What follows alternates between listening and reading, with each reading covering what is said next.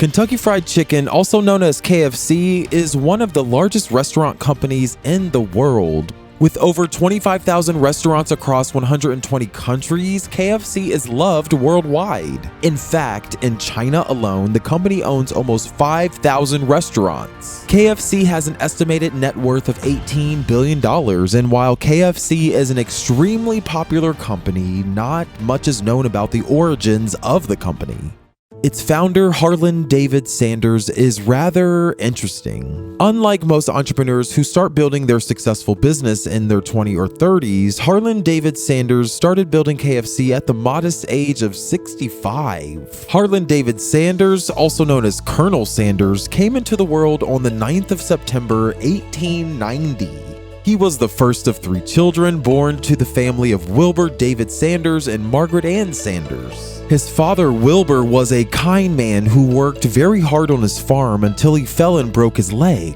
He then worked as a butcher in Henryville for 2 years. Tragedy soon struck as the Colonel's father, Wilbur, passed in 1895, just 5 years after the birth of the Colonel. With his father gone, the Colonel's mother had to take a job at a canning factory, and this left young Colonel in charge of taking care of his younger siblings. By the age of 7, he had to learn how to cook, as his mother's work would often keep her away for days at a time. At this young age, he got good at making bread and cooking vegetables, and his meat still needed a bit more work. However, that was still very impressive for someone who was only 7 at the time. By the time the Colonel was 10, he had begun to work on a farm.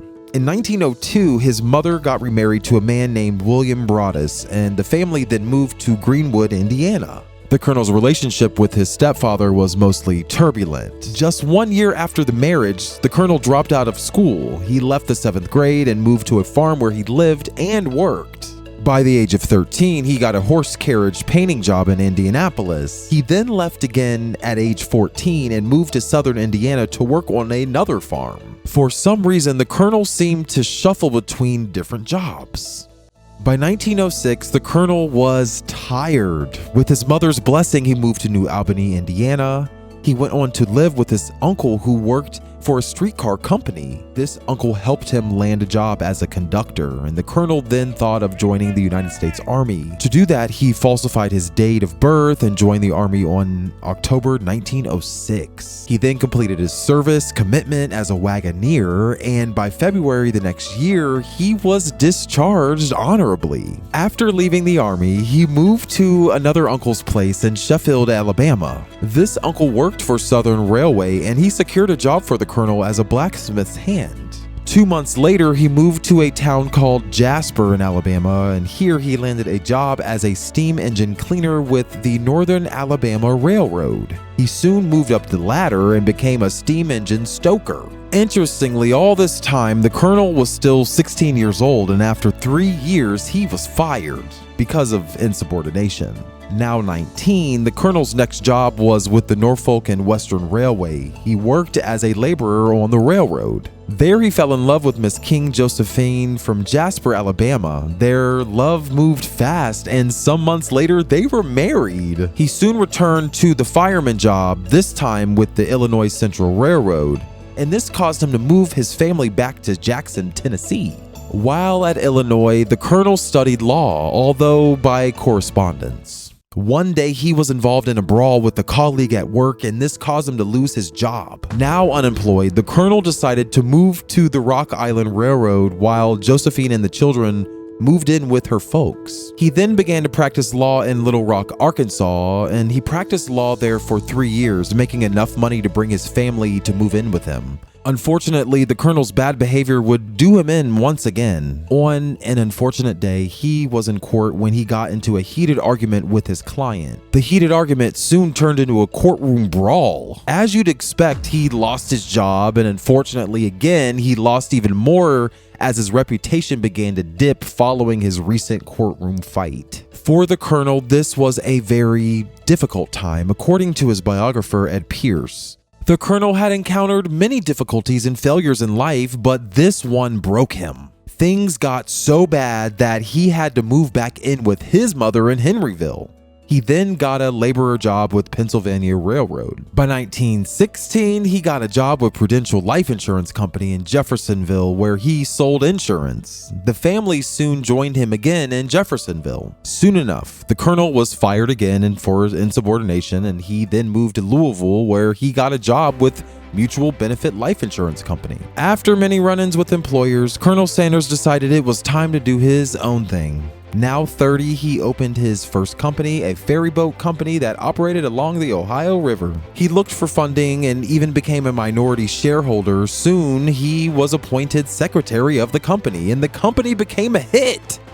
By 1922, however, he returned to working for an employer. This time, he joined the Chamber of Commerce in Columbus, Indiana, as secretary. Colonel Sanders struggled with this new position, even admitting that he wasn't very good for the job. Less than a year after joining the Chamber of Commerce, the colonel resigned. Sanders then sold his shares in the ferry boat company for an equivalent of $334,000 in today's money. He then used the money to open another company that manufactured acetylene lamps.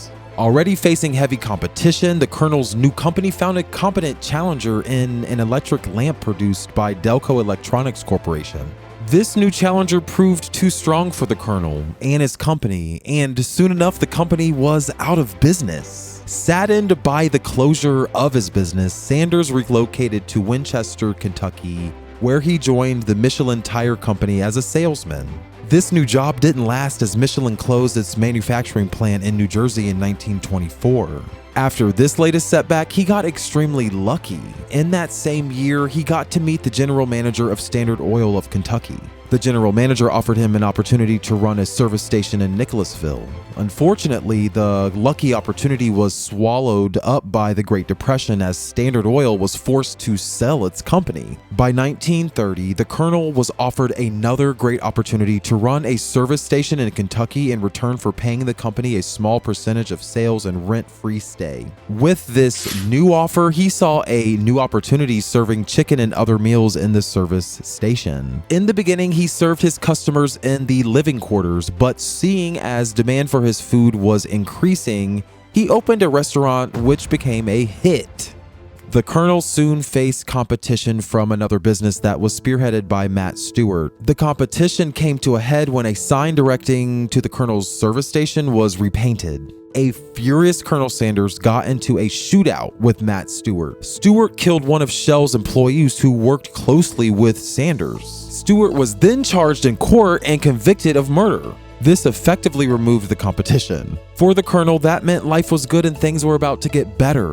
In 1935, Kentucky Governor Ruby LaFoon commissioned Sanders as Kentucky Colonel. This boosted his popularity so much that 4 years later, the popular food critic Duncan Hines paid a visit to the restaurant and wrote his experience in a book titled Adventures in Good Eating. Tragedy struck in 1939 when the colonel lost his restaurant and motel to a fire, and a few months later, he purchased a motel in Asheville, North Carolina.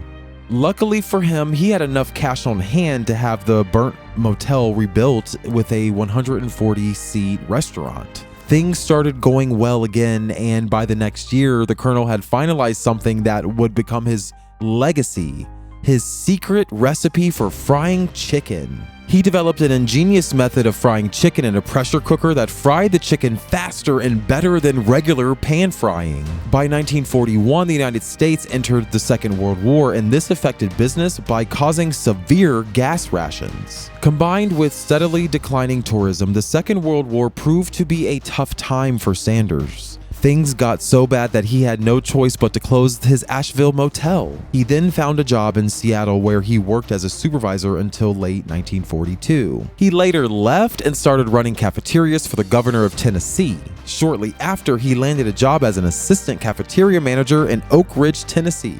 Colonel Sanders then put his mistress Claudia in charge of North Corbin Restaurant and Motel. In 1942, he concluded the sale of the Asheville business. He then divorced his wife and married his mistress, Claudia. In 1950, Governor Lawrence Weatherby recommissioned Sanders Kentucky Colonel. Tired of switching between jobs, the colonel decided on a new business model, franchising.